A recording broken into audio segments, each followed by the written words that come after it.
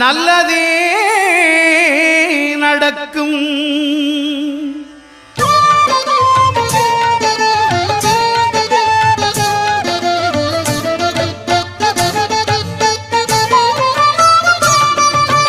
9 கோளும் ஒன்றாய் காண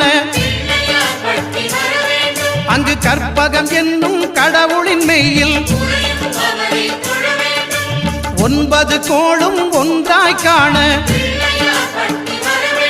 அங்கு கற்பகம் என்னும் கடவுளின் மெய்யில் சூரியன் முதலாய் 9 கிரகமும் பலவித குணங்களை கொண்டிருக்கும். எங்கள் கற்பக தருவில் அவை வரும்போது ஒன்றாய் சேர்ந்து பலனளிக்கும்.